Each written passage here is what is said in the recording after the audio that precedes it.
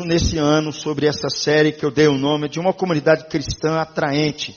Porque a igreja ela existe para atrair os de fora, para alcançar os de fora. É para isso que a igreja existe. A igreja não existe para satisfazer A ou B. Então nós estamos pensando nessa série, uma comunidade atraente, desenvolvendo práticas de pertencimento, porque isso que é a igreja. A igreja é um corpo e ela precisa desenvolver práticas de pertencimento. Por exemplo, a Bíblia está cheia de uns aos outros, amai uns aos outros, orai uns pelos outros, consolai uns aos outros, intercedei e assim vai. Suportai uns aos outros, perdoai mutuamente. Por que isso? Porque essa é a dinâmica da igreja, é a dinâmica da comunidade cristã. Eu creio que Deus ele tem motivos de sobra para exigir isso de nós. Ele sabe o que é melhor para a nossa vida. Ele sabe que nós precisamos uns dos outros. Nós precisamos do consolo, do encorajamento, do cuidado das pessoas. Nós precisamos da igreja. Nós precisamos da igreja. E hoje eu quero, nos domingos anteriores, eu falei no primeiro domingo sobre, eu acho que colocaram o slide errado. Chama assim, isso. Primeiro domingo falamos sobre isso. Segundo domingo, melhor dizendo, domingo passado. Compartilhando outros crenças, pensamentos e espiritualidade. Compartilhamos isso domingo passado, que é necessário isso. A Bíblia fala que a gente precisa falar para o outro. A gente precisa encorajar os outros com a palavra de Deus, instruir as pessoas, admoestar as pessoas, cuidar uns dos outros. É isso que a Bíblia nos fala. Hoje, meu compromisso é outro, é falar com você como é que a gente pode viver isso, servindo uns aos outros, através do perdão e da reconciliação. Nós estamos tratando de uma construção de uma comunidade, de uma igreja, de um grupo de pessoas. E para que essas pessoas de fato sejam atraentes com aquilo que Deus fez na vida delas. E é impossível falar de comunidade se a gente não pensar em perdão e reconciliação. É impossível tratar disso no nosso dia a dia se a gente não pensar sobre isso. Eu acredito, meus irmãos, que não dá para encerrar essa série sem pensar sobre isso. Sobre essa ideia de nós nos pertencermos uns aos outros e principalmente a ideia central de nós aprendermos a nos perdoar e aprendermos a reconciliarmos uns com os outros. Eu sei que você, como eu, tem histórias e mais histórias para contar como é difícil perdoar. Eu sei que você tem. Eu sei. Eu tenho as minhas também. Como é difícil nós perdoarmos.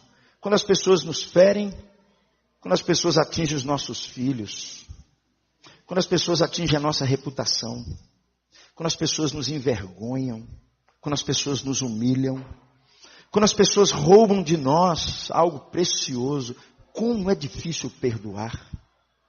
É uma tarefa árdua, muito grande. Às vezes se torna pior. Às vezes quando nós temos que viver como igreja, e eu tenho que tratar ele como meu irmão, eu preciso olhar para ele como meu irmão. Como é difícil essa tarefa da gente aceitar o outro, nós nos reconciliarmos uns com os outros. Eu sei que você vai dizer como eu, que eu estou me esforçando, Renato, eu estou tentando. Mas você precisa entender algumas coisas. As pessoas sempre falam isso comigo. Quando eu falo de questão de perdão, as pessoas sempre falam isso comigo. Renato, você tem que entender algumas coisas, não é bem assim. Não, o momento não é agora. E minha questão nessa noite é como é que nós podemos então entender o perdão que a Bíblia de fato quer de nós? Por que será que tem momentos que é tão difícil perdoar alguém que nos feriu e nos prejudicou? Por que a Bíblia ela insiste tanto de que nós precisamos perdoar uns aos outros? Por que alguns, mesmo dizendo que são os cristãos, eles têm enormes dificuldades de perdoar as pessoas? Por que parece que o perdão é algo tão fácil, mas ainda nós convivemos com um índice muito alto de divórcios, sociedades que se rompem, amizades que se acabam, famílias que se rompem, igrejas que se desfazem? Achamos que o perdão é uma coisa tão fácil, mas ainda convivemos com essa longa lista de coisas que tudo é fruto da ausência da reconciliação e da ausência do perdão. Eu sei que muitos vão dizer assim, não, Renato, porque você não estava na minha pele, você não estava vivendo o que eu estava vivendo.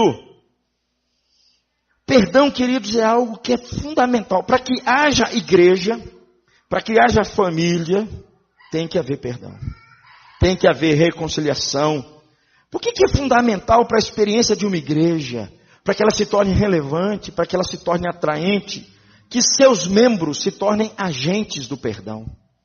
Se tornem proclamadores e testemunhas do perdão. Eu quero pensar com você sobre isso, como é que a gente pode construir essa comunidade, servindo uns aos outros, através do perdão e através da reconciliação, baseado num texto que o apóstolo Paulo escreveu em Colossenses, no capítulo 3, no versículo 13. E aí eu quero convidar você, volte um pouquinho isto, por favor. Colossenses capítulo 3, versículo 13. Volte antes ainda, Tiago, por favor. Hoje nós não combinamos hoje, então está acontecendo tudo isso aí que vocês estão vendo. Volte um pouquinho, Tiago, é o texto anterior. Isto. Vamos ler comigo? Suportai-vos uns aos outros, perdoai-vos mutuamente, caso alguém tenha motivo de queixas contra outrem.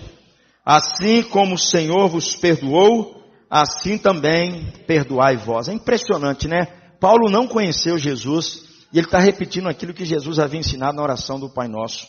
Assim como o Senhor vos perdoou, assim também perdoai vós. Eu queria, antes de pensar diretamente nesse trecho que está em Colossenses 3, eu queria falar o contexto por cima disso, o que está por trás disso tudo. Quais são as bases que de fato nos levam a perdoar? Porque eu quero pensar com você nessa noite que eu acredito que talvez a grande dificuldade que nós temos de perdoar está nas nossas bases. Está no fundamento. Não está tanto no fato de perdoar o outro e não está tanto no tamanho daquilo que o outro fez contra a minha pessoa. Está muito mais nas bases. E aí eu preciso pensar com você que quando Paulo estava escrevendo a sua carta à igreja de Colossos, agora você pode colocar, Tiago, na carta, na igreja de Colossos. Paulo, quando escreve essa carta, ele está combatendo uma heresia que está pegando aqueles crentes, um falso ensino. Falsos mestres estão chegando junto àqueles crentes, estão trazendo falsos ensinos que estavam chegando ali junto àqueles crentes na cidade de Colosso. Aquela igreja estava passando uma situação muito difícil naquele tempo. E Paulo, que não havia plantado aquela igreja, resolve enviar uma carta àqueles irmãos para cuidar daqueles irmãos. Alguns estudiosos dizem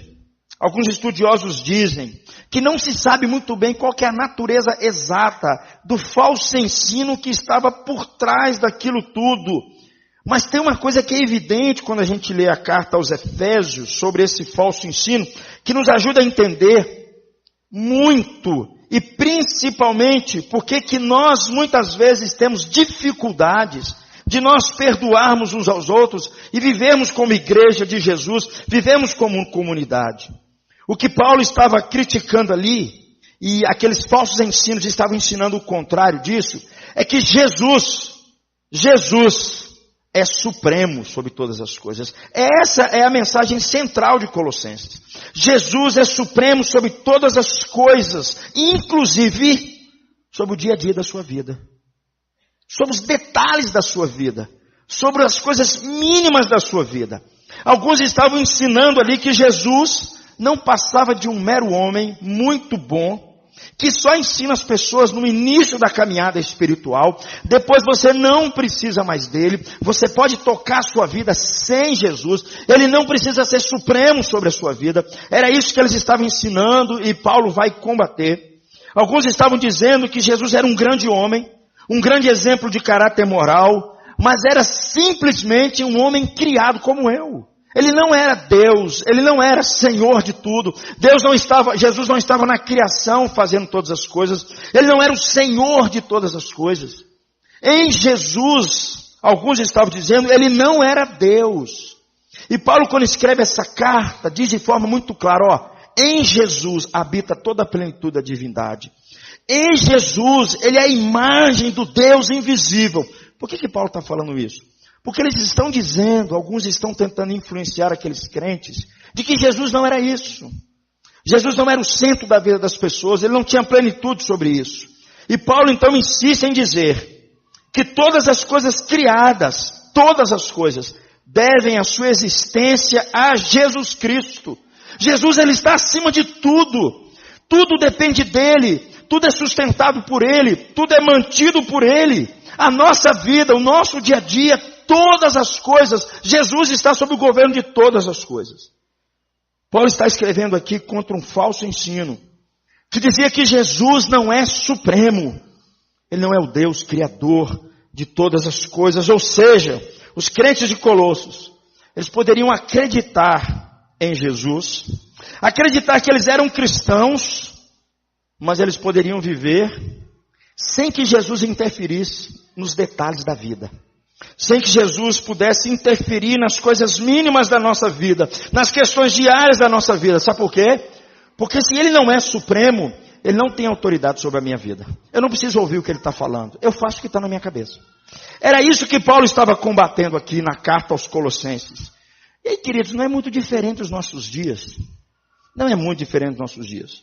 Hoje nós vivemos com a triste realidade de que ser cristão para algumas pessoas é você ter Jesus no seu coração e você só precisar de Jesus nos momentos difíceis da sua vida. A maioria das pessoas que se dizem cristãs, elas estão vivendo assim. Elas só buscam Jesus quando estão passando aperto. Jesus parece que não tem nenhuma interferência na vida delas. Sabe por quê? Porque Jesus não é supremo. Não é muito diferente dos nossos dias. Jesus não é supremo sobre a vida, sobre o casamento, sobre a família, sobre o trabalho, sobre os negócios, sobre a sexualidade, sobre o namoro, sobre as questões diárias da vida, sobre o comportamento. Esse falso ensino que Paulo está combatendo lá atrás, também nós vivemos no mesmo dia de hoje. Jesus para alguns só serve para levá-lo para o céu quando ele morrer. Porque o resto da vida você vai viver aqui sem a interferência dele. Você só vai precisar dele quando estiver passando aperto. Não é muito diferente dos dias de hoje. Jesus só serve para o começo da minha vida cristã. O restante é comigo mesmo. Ele não pode interferir em mais nada na minha vida. Eu não preciso submeter a minha vontade à vontade dele. Eu não preciso lutar para ter uma mente como a dele. Eu não preciso lutar para conhecê-lo mais e mais. Eu não preciso ser um reflexo dele aqui na minha existência, na minha igreja, no meu trabalho, seja onde for.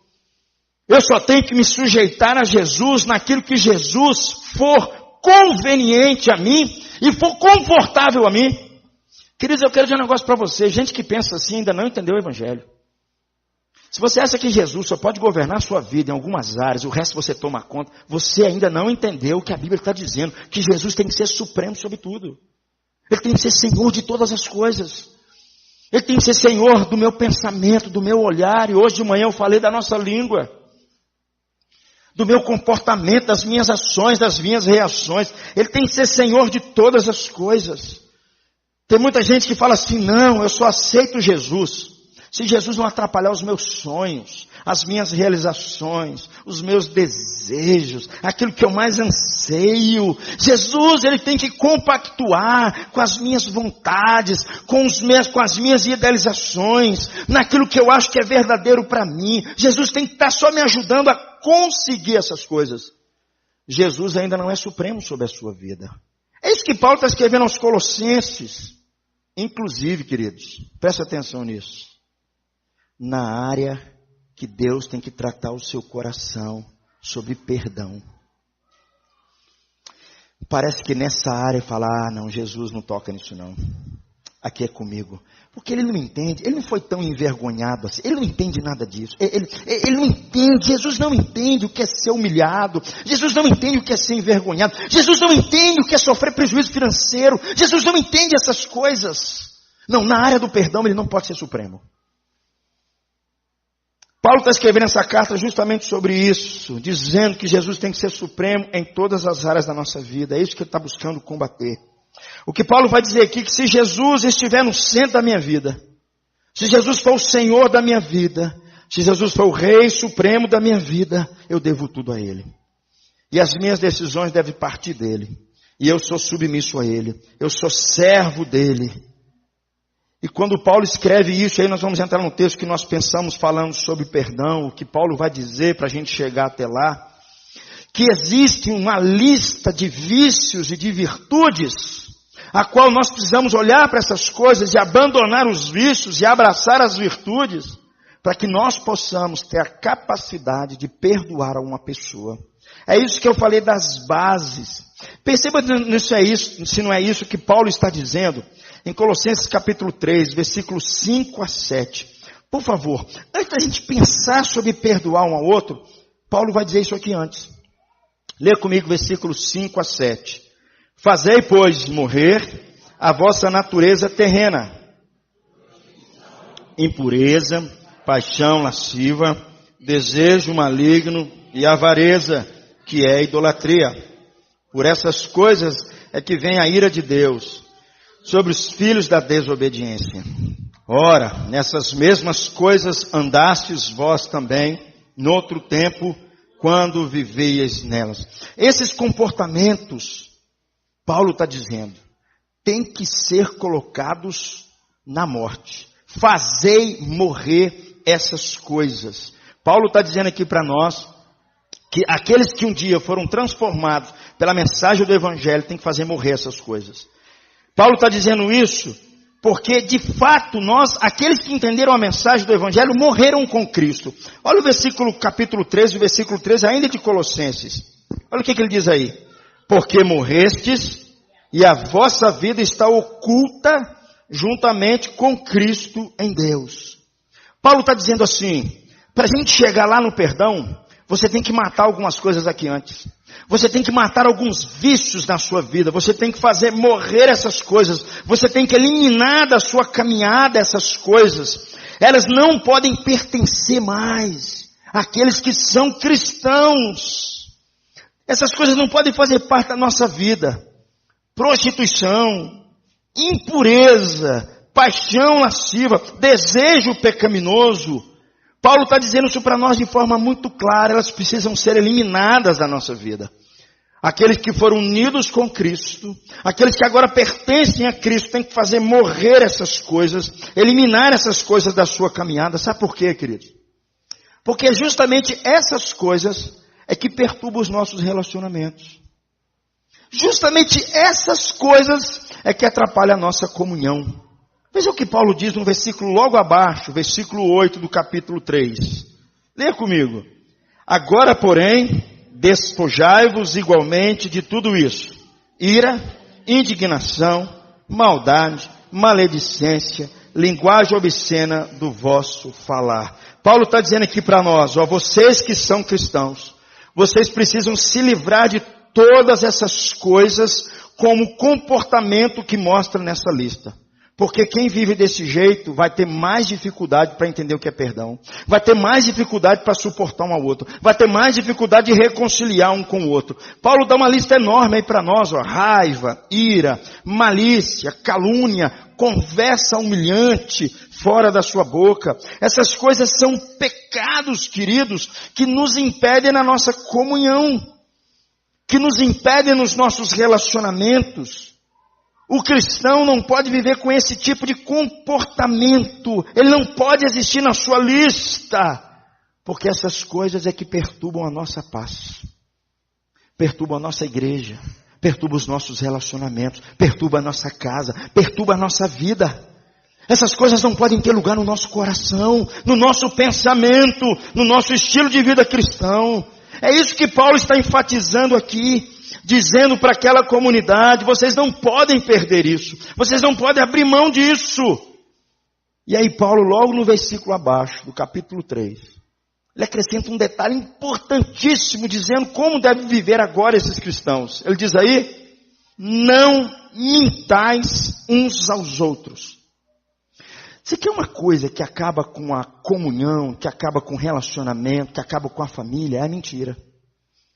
É a mentira. Paulo faz questão de dizer essas coisas. Não mintais uns para os outros. Vocês agora foram transformados. Vocês agora pertencem a Cristo. Essas coisas não podem fazer parte da vida de vocês. Mentir, no fundo, rompe toda a solidariedade da vida comunitária. Não há unidade onde a mentira está presente. Não há casamento onde a mentira está presente. Não há relacionamento, não há trabalho, não há absolutamente nada. E Paulo está dizendo, para que vocês possam viver como comunidade, essas coisas têm que estar presentes na vida de vocês. E onde é que está a base para Paulo falar uma coisa como essa? No versículo logo acima, logo à frente. Por que nós não podemos mentir uns com os outros? Olha o que ele diz aí, lê comigo. Uma vez que vos despistes do velho homem com os seus feitos, e vos revestistes do novo homem, que se refaz para o pleno conhecimento segundo a imagem daquele que o criou. Paulo usa essa imagem da vestimenta. A vestimenta no contexto judaico, no contexto do Velho Testamento, era algo muito fundamental. Hoje ainda fala muita coisa, né? Você, dependendo da roupa que a pessoa usa, você vai dizer muito, ela está passando um luto.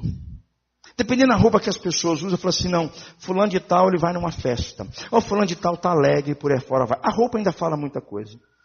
E Paulo usa essa linguagem da vestimenta para nos fazer lembrar algo importante aqui. Dizendo o seguinte, que o nosso velho eu, aquele velho homem, ele foi despido, ele foi retirado com as suas ações. E agora nós fomos revestidos de um novo homem. E esse novo homem está num processo de renovação que caminha para conhecer Cristo mais e mais, para se tornar cada vez mais a semelhança de Jesus. Essa imagem de tirar a roupa velha, a roupa suja, e de vestir uma nova roupa limpa, é uma imagem que fala sobre a conversão de uma pessoa. É isso que Paulo está dizendo. Vocês agora foram convertidos, vocês não pertencem mais àquela velha vida, vocês agora são a igreja de Jesus Cristo, vocês agora são crentes em Cristo Jesus. Jesus morreu por vocês, levou na cruz os pecados de vocês, morreu no lugar de vocês, deu uma vida nova para vocês, transformou a vida de vocês pelo poder do Evangelho. Portanto, queridos, vocês têm que desfazer-se dessas velhas roupas sujas, do velho eu que ainda comanda vocês, das velhas paixões que estão na alma de vocês, dos velhos pecados que estão agarrados em vocês. É isso que Paulo está dizendo, nós precisamos ser renovados continuamente. É essa metáfora de tirar a roupa e de vestir uma roupa nova, indica no fundo, uma transformação do nosso caráter. Porque o Evangelho, queridos, ele trabalha no nosso caráter. Ele muda as nossas características. Ele muda a impressão que nós deixamos onde nós vamos. O Evangelho não muda a casa que você mora, não muda o trabalho que você vai. O Evangelho tem o papel de transformar o ser humano de dentro para fora, transformar a sua vida, transformar o seu caráter. É por isso que nós nos escandalizamos quando ligamos a nossa televisão e percebemos que políticos que se dizem cristãos, eles não estão vivendo assim, porque nós sabemos que o Evangelho transforma o caráter das pessoas. E Paulo está usando justamente essa metáfora de tirar a roupa e de revestir uma nova roupa, dizendo, vocês agora têm um novo caráter. Vocês agora têm um novo comportamento. Vocês agora fizeram morrer as velhas paixões de vocês. Vocês se vestiram do novo que está em Cristo Jesus. Paulo está dizendo, vocês mataram essas velhas paixões de vocês. Vocês precisam evitar esses vícios que conduziam a vida de vocês. A linguagem aqui, meus irmãos, aponta para aquele processo de um crescimento moral e espiritual na vida de uma pessoa. Esse despisse e esse revestisse. O novo eu agora está num processo de transformação. Porque a vida cristã é assim. Eu ainda não estou acabado, eu ainda estou em construção. E é isso que Paulo está dizendo. O crente, ele vive nessa construção, mas ele vive numa luta, fazendo morrer sua velha natureza. Ele vive numa luta, fazendo com que os vícios não tomem conta da sua vida. Ele vive numa luta contra batalhas desses vícios. Paulo, então, meus irmãos, traz algo fenomenal logo no versículo abaixo. Algo extraordinário. Porque ele vai dizer, Onde é que você vê o resultado dessa transformação? Aonde você vê o resultado desse caráter transformado? Aonde você vê de fato a conversão? Aonde que esse despojar e esse se revestir se mostra mais de forma plena, de forma clara? Adivinha onde Paulo coloca essas coisas? Adivinha onde é que nós devemos nos tornar mais evidentes que temos uma nova vida, transformados pelo poder do Evangelho? Na comunidade cristã. Justamente na igreja, no seu envolvimento com pessoas totalmente diferentes de você, com histórias diferentes, com pessoas que muitas vezes que você encontra, e ela agora é cristã, mas no passado ela te machucou, no passado ela pegou em você, no passado ela marcou a sua vida com algo que não devia, e essa coisa não sai do seu coração, não sai da sua mente. É justamente ali que Paulo diz que esse homem que foi agora vestido, revestido com Cristo, que fez morrer suas paixões, fez morrer a ira, fez morrer mentira, fez morrer malícia, paixões do coração, é ali que ela se manifesta. Vê se não é isso que Paulo está dizendo no versículo 11, logo abaixo. Leia comigo. No qual não pode haver grego, nem judeu, circuncisão, nem incircuncisão, bárbaro, cita, escravo, livre, porém Cristo é tudo em todos. Meus irmãos, quando eu olho para esse texto, eu fico pensando, como é que podia uma coisa dessa? Paulo está dizendo assim, circunciso e incircunciso. Paulo está dizendo aqui, bárbaro e cita. Paulo está dizendo, bárbaro e escravo, gente livre e gente escrava. Eram coisas tão antagônicas, tão diferentes. Pessoas com histórias tão diferentes, que deixaram profundas marcas uns nos outros, por causa da sua velha vida. Agora Paulo fala, não pode mais haver isso entre vocês. Paulo está olhando para a igreja, Paulo está olhando para a comunidade que virou o mundo de cabeça para baixo, a comunidade que atrai pessoas que antes viviam na base de desentendimentos, de ódios, de profundas atitudes nos seus comportamentos, coisas que marcaram a vida uns dos outros. É assim que é a igreja, queridos. É assim que é a igreja. A igreja não é um lugar em que as pessoas que estão ali são as pessoas que eu gosto. Ou as pessoas que eu gostaria que elas estivessem ali. Ou são pessoas que falam assim, nossa, fulano de tal podia não estar aqui, não é verdade? Ele podia ir lá para outra igreja. Vou mandar a carta dele o mais rápido possível. Eu não tenho essa opção, meu irmão. E Paulo está dizendo isso aqui de forma muito clara. Essa renovação que vem por meio da conversão, ela começa a produzir uma comunidade na qual judeus e gregos, na qual escravos e pessoas agora que os escravizavam, estavam todos juntos. Paulo ele traz para nós, queridos, algo muito importante. Eu não vou ler esse texto, mas logo depois, Paulo vai falar sobre maridos, esposas, filhos, servos e senhores. Senhores e escravos. Paulo vai dizer que tudo isso vai desembocar nesses relacionamentos. Porque agora essa nova comunidade está surgindo agora. Paulo não está dizendo que vai acabar a escravidão. Não isso, porque eles continuaram convivendo. Paulo está dizendo que não ia acabar os judeus ou os circuncisos e incircuncisos. O que ia mudar na verdade era o relacionamento deles. Essas categorias continuariam. Paulo não está dizendo que isso acabaria. O que Paulo enfatiza aqui, eu quero que você preste atenção sobre isso, é que Paulo vai dizer que tudo agora está em Cristo, porque Cristo está em tudo e em todos. É isso que Paulo está dizendo. Cristo é tudo que importa em todos os membros da comunidade. Cristo agora é supremo sobre a vida do Senhor, sobre a vida do gentio, sobre a vida dos judeus, sobre a vida do bárbaro, sobre a vida de todos eles. Cristo é absolutamente tudo sobre eles. A relação que eles têm com Cristo mudou o relacionamento que eles tinham de um para com o outro. Eles não olhavam mais dizendo assim, você é escravo. Eles olhavam assim, você é de Jesus agora. Eles não olhavam assim, você é um incircunciso. Eles olhavam assim, você é de Jesus agora. É assim que eles olhavam uns para os outros. Quando Paulo fala isso aqui, ele não está pensando em distinções raciais e econômicas. Não é isso que Paulo vai dizer que vai acabar. O que vai acabar é a maneira como eles olham uns para os outros. Porque Cristo agora é supremo sobre a vida deles. É isso que ele está dizendo aqui para nós. Cita agora não é mais um qualquer, é aquele que é de Jesus. Bárbaro é aquele que é de Jesus. E ele está em Cristo e Cristo está nele. E isso é a igreja, queridos. O que Paulo está dizendo para nós é o seguinte.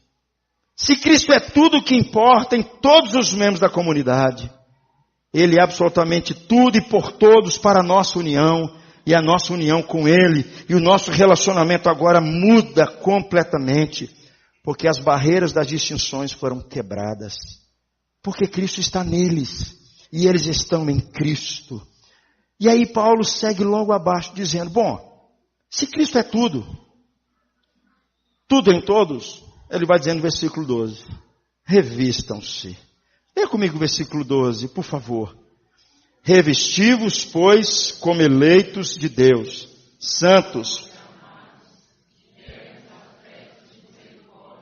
de bondade, de humildade, de mansidão, de longanimidade. Meus irmãos, o versículo 12 diz para nós assim que como eleitos de Deus, santos e amados, vocês precisam se vestir de compaixão, de bondade, de humildade, de mansidão, de paciência. Vou dizer um negócio para você. Quando um cristão, Miriam, tem essas qualificações na vida dele, Elisete, ele não tem dificuldade em perdoar ninguém. Quando essas coisas estão evidentes nas pessoas, eu não tenho dificuldade nenhuma de receber alguém que é diferente de mim. É isso que Paulo está dizendo para a gente perdoar as pessoas. Eu tenho para mim, queridos, que a grande dificuldade que nós temos de perdoar as pessoas não é por causa do tamanho que elas fizeram conosco. É porque talvez falta isso em nós. Talvez nos falte humildade. Talvez nos falte compaixão. Paulo vai dizer isso tudo.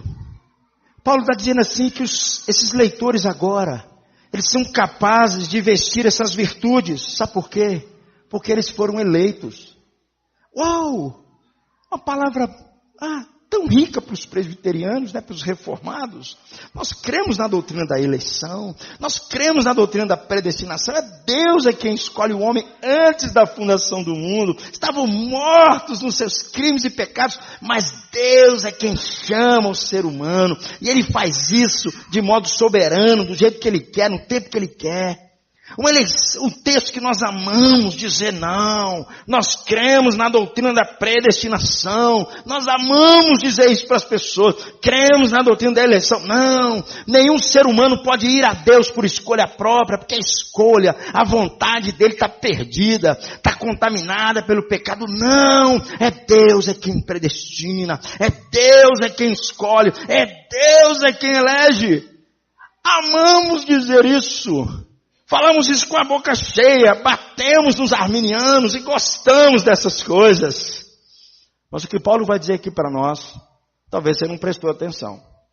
Você como eleito e amado, você como alguém que é eleito por Deus, você precisa exibir na sua vida, você precisa mostrar na sua vida, através dessa nova vestimenta, o caráter de um cristão. As coisas não podem ser separadas. Não adianta eu bater no peito e dizer assim, não, Deus me escolheu. Eu sei que Deus me escolheu. Mas se você não exibir no seu comportamento, na sua vestimenta nova, um caráter transformado. O eleito, meu irmão, ele não vive com as suas roupas manchadas de ira, de maldade, de linguagem obscena, de mentira.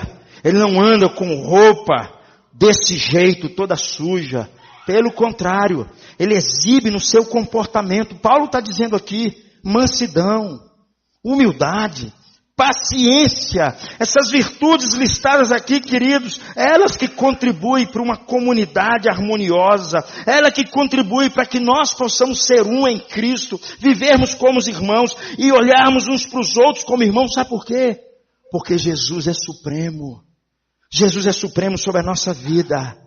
Paulo não só pede, mas ele diz claramente que são com essas roupas que nós precisamos nos mostrar nos nossos relacionamentos.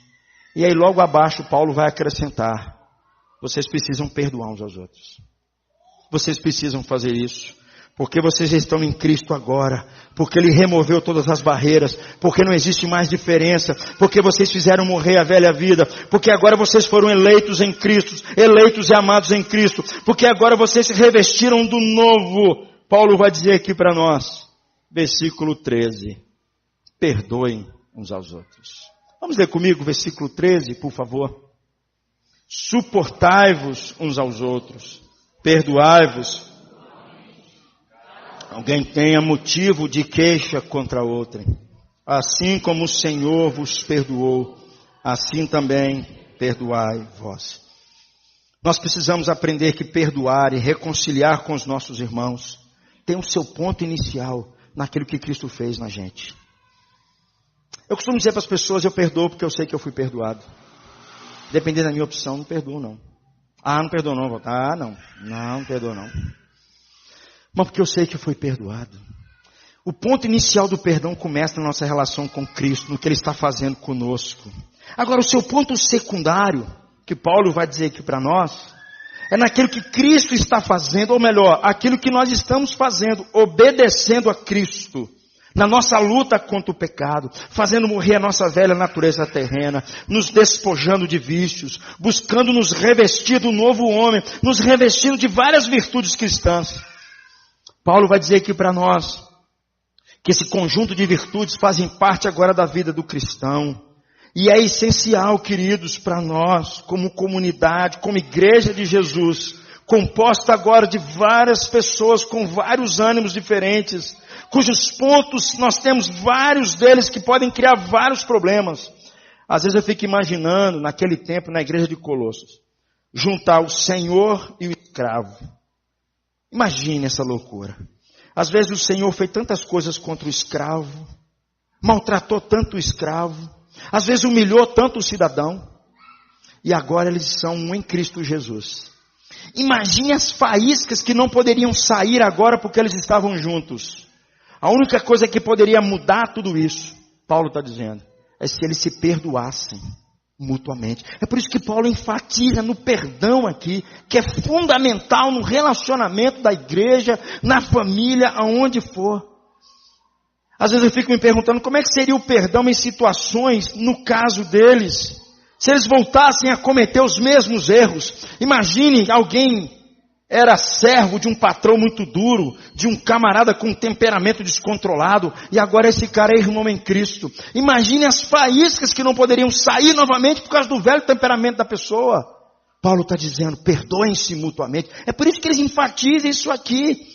Mas antes dele pedir para a gente perdoar um ao outro, nós precisamos revestir de Cristo. Nós precisamos ter Cristo tudo e em todos. Esse é o nosso problema. Porque quando nós não perdoamos, queridos, parece, a minha impressão é de que Cristo não é supremo sobre a minha vida. Eu ainda tenho reserva sobre o que Jesus está me pedindo para me fazer. Eu ainda não acredito muito no que Ele está me fazendo. Isso me ensina, querido, que muitas vezes a nossa dificuldade em perdoar, a causa por trás,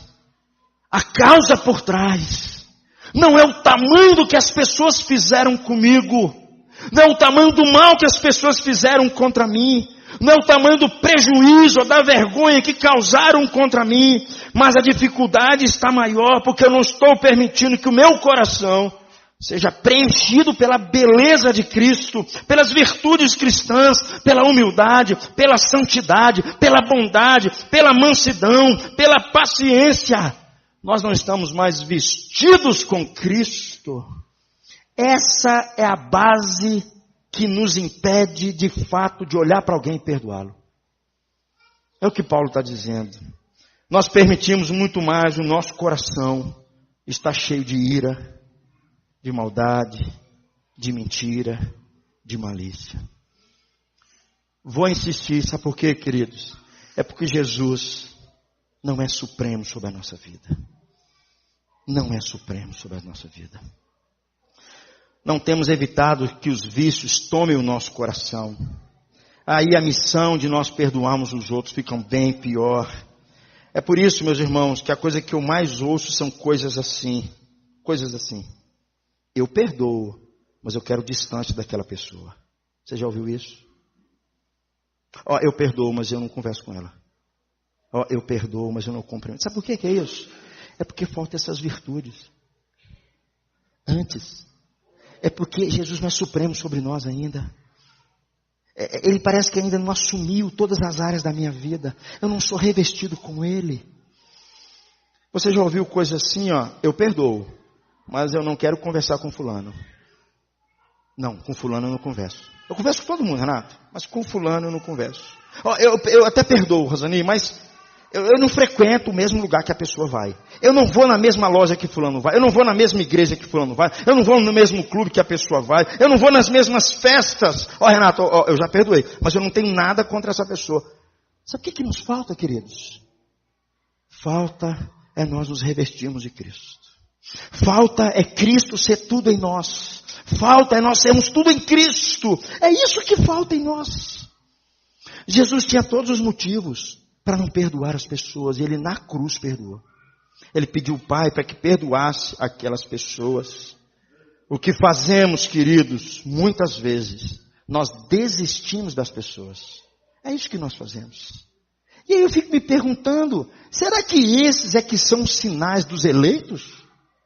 É esse que são os sinais daqueles que se dizem, não, eu fui escolhido por Deus. Não, Deus me chamou antes da fundação do mundo. Não, eu sou eleito e amado por Deus. Sabe, meus irmãos, eu creio que nós não só precisamos orar para que Deus nos ajude a perdoar fulano, mas nós precisamos fazer morrer a nossa velha natureza. Porque é ali que a coisa está mal. A nossa velha natureza ainda está tomando o nosso coração. Nós precisamos nos despir dos nossos vícios. O perdão para o cristão, meu irmão, não pode ser um empreendimento solitário. Ele tem que ser feito comunitariamente. Ele tem que ser feito assim, juntos. Parece claro da lista dos 5 virtudes aqui que Paulo colocou nesse texto que nós lemos, de que o que Paulo quer é a harmonia entre os crentes, entre os irmãos. É isso que ele está querendo.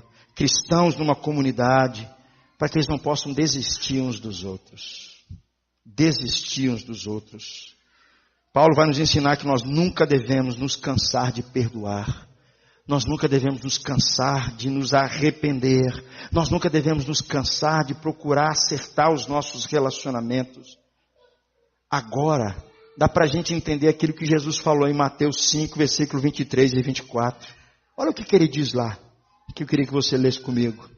Se, pois, ao trazerdes a tua altar a tua oferta, ali te lembrares de que teu irmão tem algo contra ti, deixa perante o altar a tua oferta, vai primeiro reconciliar-te com teu irmão, e então voltando, faze a tua oferta. Jesus está dizendo que isso só é possível, sabe por quê? Se nós estivermos cheios dele, se nós estivermos sendo controlados por ele, se nós estivermos cheios dele. Aí nós entendemos um pouco mais o que Jesus fala em Mateus 18, versículo 15. Leia, por favor. Se teu irmão pecar contra ti,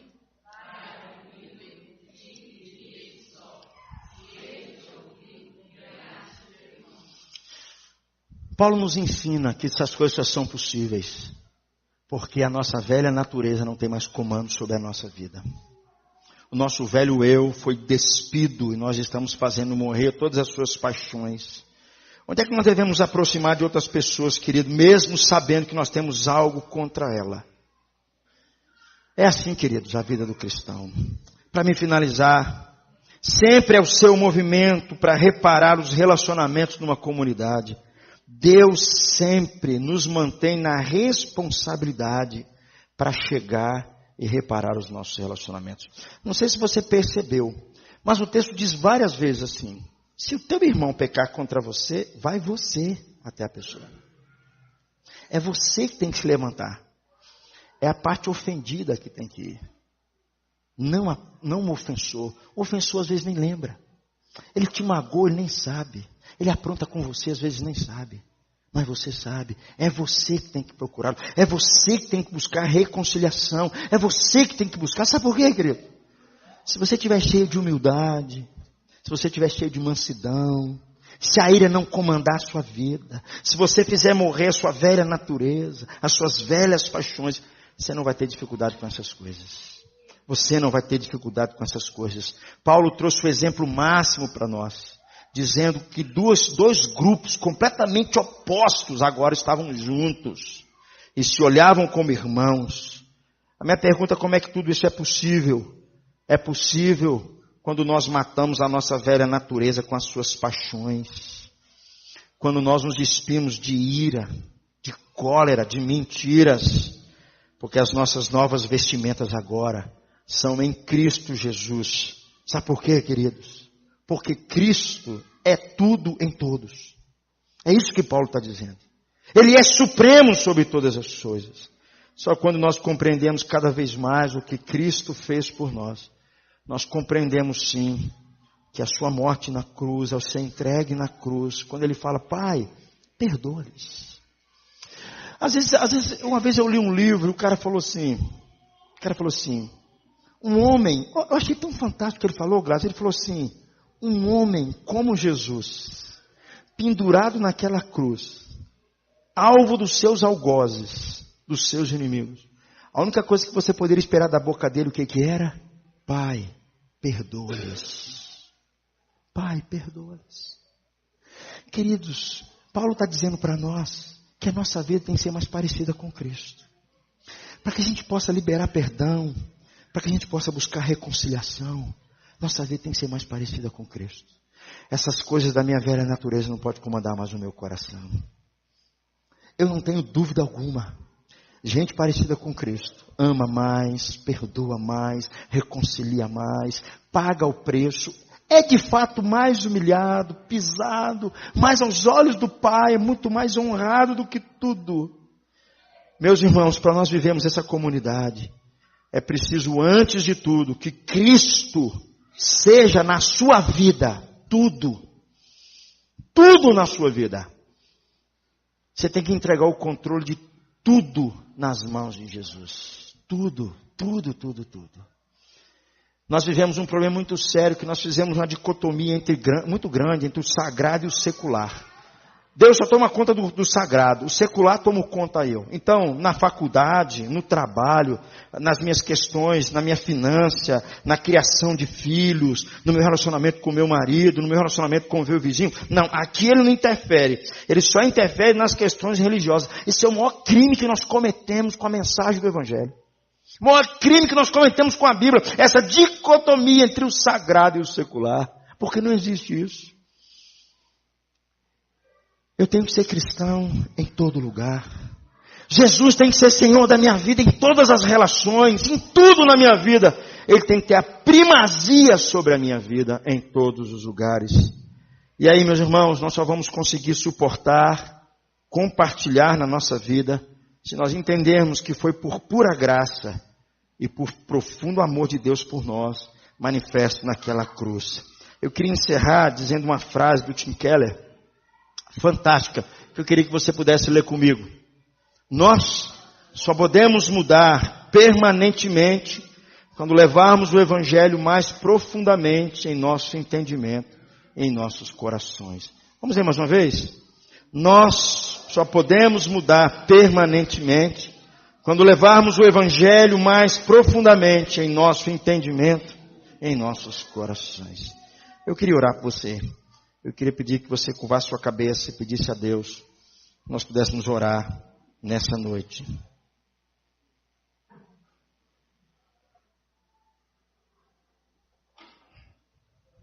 Eu queria que você orasse pela sua vida. Eu queria que você pedisse a Deus o que você tem que fazer morrer na sua vida. Qual a vestimenta que você tem que tirar na sua vida? O que tem controlado de fato o seu coração? Por que tem impedido você, às vezes, de conceder perdão a alguém ou de pedir perdão a alguém? Nós vamos orar, eu queria que todos estivessem orando. Às vezes ouvimos tanto falar sobre perdão, mas esquecemos da nossa própria vida, parecida com Cristo. para a gente poder perdoar as pessoas.